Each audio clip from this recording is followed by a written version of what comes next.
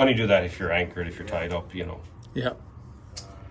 Do not turn these engine batteries off if the engines are running. That is only after the ignition is knocked off. Okay. Same with the generator. Over into the corner, this funny looking thing here in the white is your AC unit. This is a split unit. So basically it sends the chilled gas to two different air handlers that are inside in the cabin. So basically this handles all your cold AC for the main salon area. Not much to look at there really. What you got down there on the floor there? Those are your So batteries? these are all the batteries, yeah. Again, Cruiser does a great job on labeling everything. So you've got the two batteries over here joined together to make up 24 volts. So those two will do your port engine, these two will do your starboard engine, and these two here do your genset. So you've got two batteries for your genset, and then these last two. And how often do these batteries have to be changed? These generally here in Florida, the batteries last about maybe 2-3 years. You might get 4 years out of them. Okay. You know, if you can not have. Depends on how you kind of work them and how, you know. So it's not a bad idea sometimes to, you know, not knock off the battery chargers just to give them a bit of a break from charging the whole time. That'll extend the life of them too. If you're coming back to the boat the next day, you've nothing really on, you know, knock off your battery chargers, I would say. And the battery, you once a month. And you knock them off where? Here? You don't know the breakers inside, yeah. So if you're coming back to the boat the next day, knock off the battery chargers. That way it'll tell you as well if you've got a bad battery. 'Cause if you come back to the boat the next day and one of those batteries has gone low in power, well then it's, you know, you've probably got a bad battery. But sometimes it can be hard to identify a bad battery unless you turn off the charger.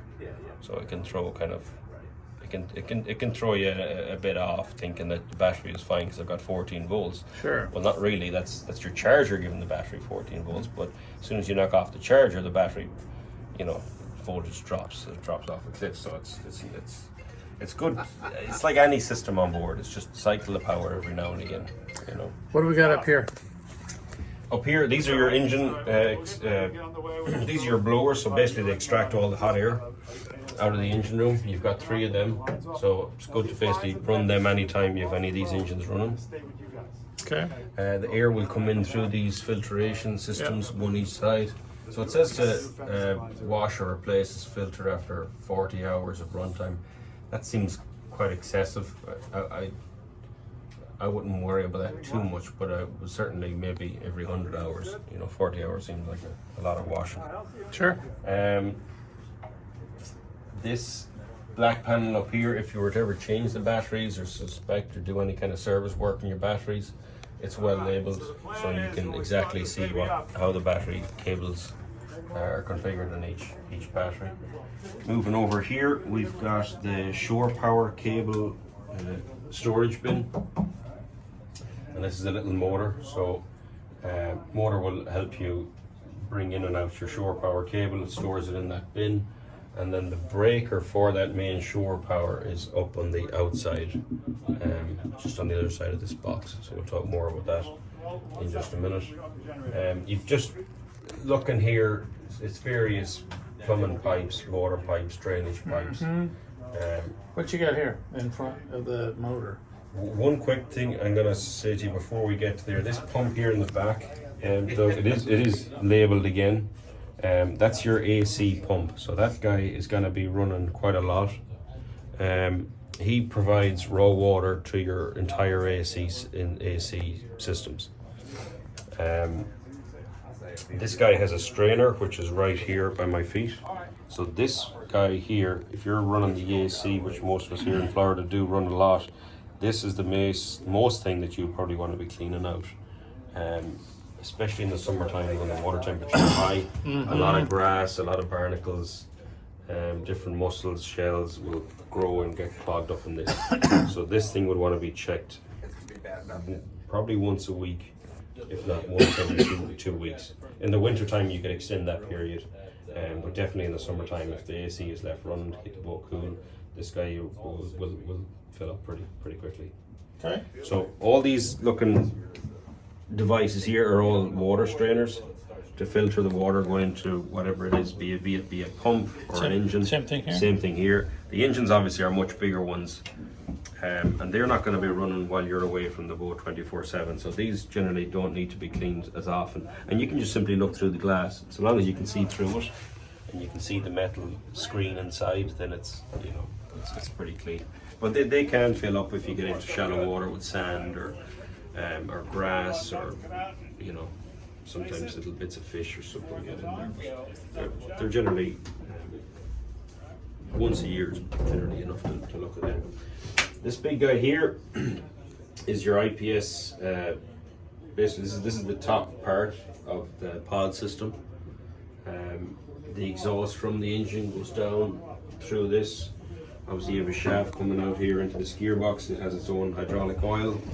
It's got its own pump in there to steer the actual pod, and the transmission runs through this down to the propellers underneath. Not really much to look at here. You can't go through the Volvo owner's manual. It'll tell you how to check oil and stuff like that in here. But it's and do that. But before you do anything with this, you really want to be reading through your owner's manual, so you know exactly how to check for the oil. But with a lot of this stuff, really just a good visual inspection of no water leaks, no oil leaks, or nothing that looks out of place is generally what you want to do from a day-to-day basis.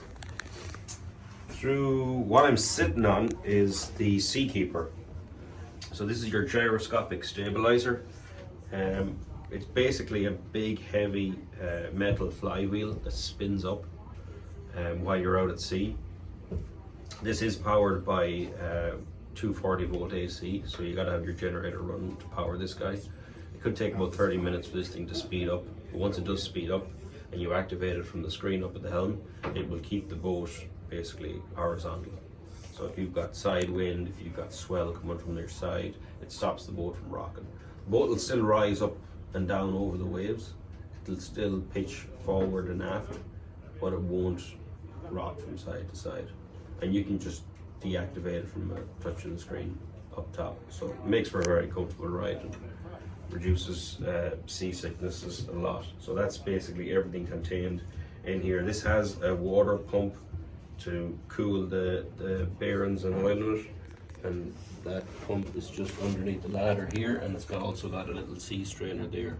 But again, like the engines, it's not running 24/7, unlike the AC, so the strainers would need to be checked, once every 2 months or something like that, and then the amount of use you have.